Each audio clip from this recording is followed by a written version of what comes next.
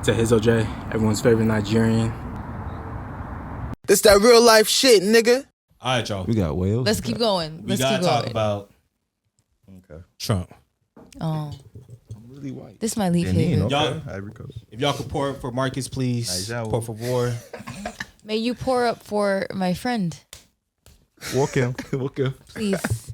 You all know every episode I gotta talk about the shit that Trump be doing. Oh, do this one. I think he has a shot glass. No, he put it in this because we thought he wanted whiskey. Honey all around me. Y'all ready? Yes. We good? Yes. Yeah, I like my Okay. singing Yeah, voice. I'm good. I'm Alright. just trying to figure out. Well, you figuring it out You out sure? loud. We good? All right. So y'all know every episode I talk about the things that Trump does because I feel like we got to. So this is this week's. Did Trump do that? And you know the answers are always yes, that motherfucker did. So, in case y'all didn't know, Trump rolled out the red carpet for Vladimir Putin last week. Vladimir Putin. They had a little summit. One of the biggest things that Trump ran on was no wars, right?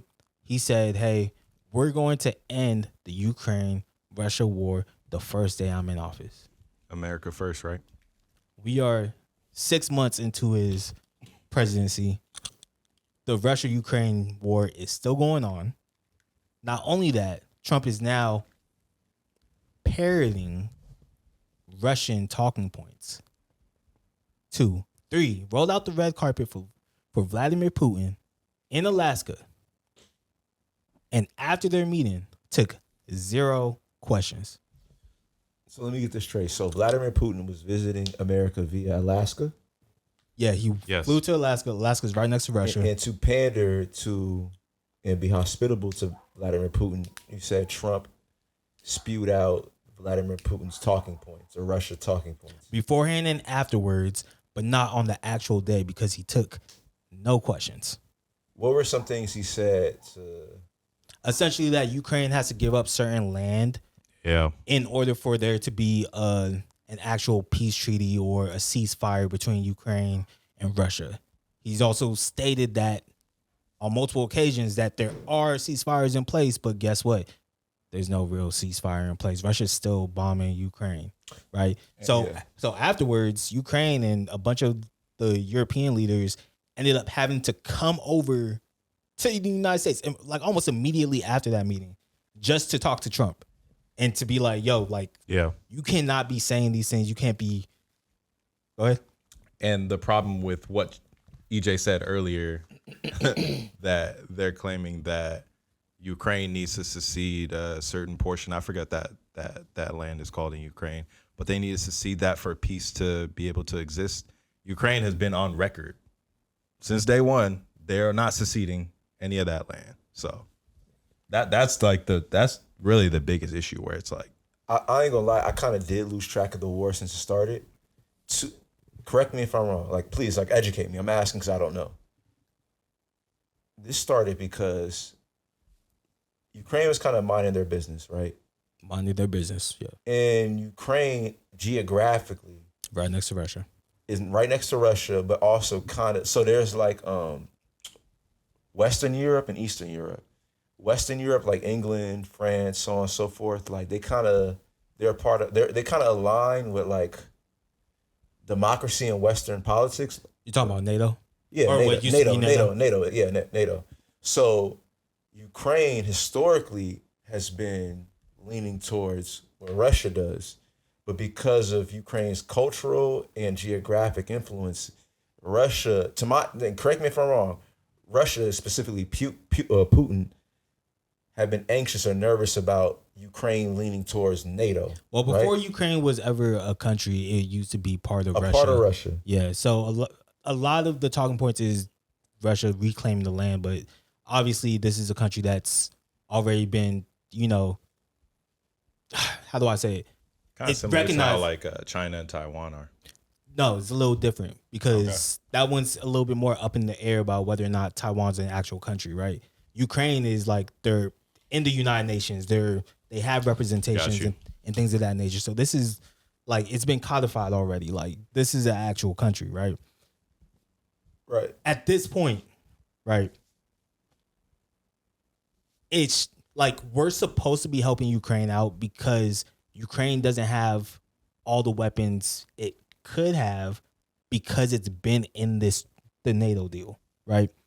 There's a lot of countries that could have nuclear weapons that don't because the superpowers of the world decided, hey, we'll protect you.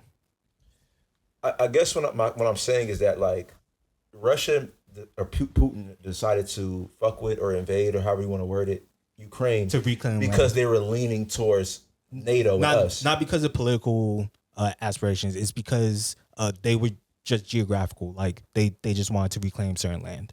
Because they could have potentially like that's how I was like that's what I learned watching like CNN and all that shit. Ukraine's not a big enough country to ever be an actual threat to. It's not Russia. a threat, but I guess what I'm saying is that it's funny that like Trump is pandering right for Russia. Yeah.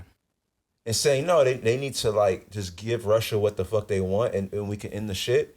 When this whole shit started because Ukraine could have been potentially leaning towards NATO and like the Western ideals. Yeah, exactly. Well, So they're part of it, right? They're already in the trade agreement. Like, so it's not even about leaning or like it's really just geographical. Like Russia wants. I'm just asking. Russia wants the land, right? Okay. It's not leaning like Ukraine is already on our side, right? And that's why they've been coming to us since the beginning for aid.